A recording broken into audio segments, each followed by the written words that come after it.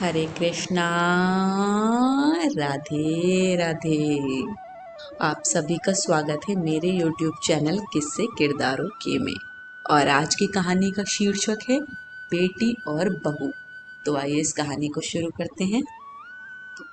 कांता देवी अपने 7 साल के पोते के साथ क्रिकेट खेल रही थी। अंशु कह रहा था, दादी आप बॉलिंग करो। अंशु बेटा, दादी तो बुढ़िया है, देखो ज्यादा नहीं दौड़ सकती। दादी मैं जोर से नहीं मारूंगा। दादी पोते का मैच चल ही रहा था कि गेट पर आहट हुई। देखा तो अंशु की बुआ कामिनी आ रही थी। बुआ।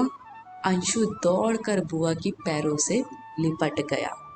झट से बुआ के पैर छूकर कहा, बुआ आप इतने दिनों बाद क्यों आए? बुआ ने पर्स से अंशु को उसकी फेवरेट चॉकलेट निकाल कर दी और प्यार से उसे पूछा, कैसा है मेरा बच्चा? जवाब में अंशु ने गर्दन हिला दी। कामिनी ने माँ के गले लगते हुए कहा, कैसी हो माँ? माँ मुस्कुराते हुई बोली, मैं ठीक हूँ, तू आज कितने दिनों बाद आई है? अरे माँ, बैंक के जॉब का तो तुम्हें पता ही है, छुट्टी मिलती कहाँ है। आज छुट्टी ली थी तो सोचा तुमसे मिल आऊं। दोनों माँ बेटी बातें करने लगे। कांता जी बिटिया के लिए चाय नाश्ते का इंतजाम करने लगी। चाय पीते हुए कामिनी ने कहा, माँ भैया और भाभी ने तो तुम्हें अपने बच्चे की आया बनाकर रख दिया है। इस उम्र में तुम सारा दिन अंशु के पीछे दौड़ती रहती हो। ये उम्र है तुम्हारी बच्चे पालने की। दोनों अच्छा कमा रहे हैं, डे बोर्डिंग में डाल सकते हैं। उन्होंने तो तुम्हें अपने घर का चौकीदार बना दिया है। प्रकाश कामिनी का भाई इंजीनियर है और भाभी रमा प्रोफेसर है। कांता देवी ने कहा, अरे कामिनी, तू ये क्या बातें लेकर बैठ गई है? माँ के पास आई है, 2-4 मन बहलाने वाली बातें कर। माँ मुझसे तुम्हारी ये हालत देखी नहीं जाती। तुम कहो तो मैं भाभी से बात करती हूँ। कांता देवी चौंक गई। खबरदार, जो इस तरह की फालतू बात की अपनी भाभी से। जब गुड़िया पैदा हुई थी तब से लेकर उसके 5 साल की होने तक जो रोज ऑफिस जाते हुए तुम उसे यहाँ छोड़ जाती थी, तब तो तुम्हें कभी नहीं लगा कि मेरी उम्र हो गई है। अब तुम्हारे बच्चे तुम्हारे सास ससुर के साथ रहते हैं तो क्या तुम्हारे सास ससुर जवान हैं? पर माँ, पर वर कुछ नहीं, मैं सही सलामत हूँ। प्रकाश और रमा मेरा बहुत ख्याल रखते हैं, सारे काम के लिए नौकर हैं। और मैं अपने पोते को जरा सा देख लेती हूँ तो मैं आया बन गई। सच तो ये है कि अंशु के बहाने मैं अपना बचपन जी लेती हूँ। मुझे अच्छा लगता है जब वो सारा दिन दादी दादी करके मेरे पीछे घूमता रहता है। माँ, तुम तो कुछ समझती नहीं, बड़ी भोली हो।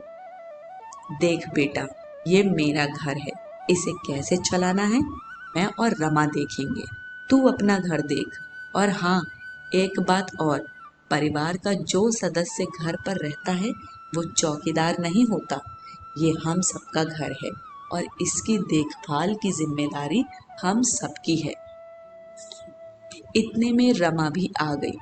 उसके चेहरे पर थकान झलक रही थी। कामिनी को देखकर मुस्कुराई, पैर छूकर बोली, दीदी इस बार आप बहुत दिनों बाद आई हैं, सब कैसे हैं घर पर? कामिनी बोली, सब ठीक हैं। अरे माँ, आप मुझे फोन कर देती तो मैं पंडित के यहाँ से दीदी के फेवरेट समोसे और रसमलाई ले आती। मैं इन्हें फोन कर देती हूँ, ये आ रहे हैं, ले आएंगे। जाकर हाथ मुंह धोकर कपड़े बदल, थक गई है, कांता जी ने प्यार से उसे देखते हुए कहा। रमा फ्रेश होकर आकर बैठ गई।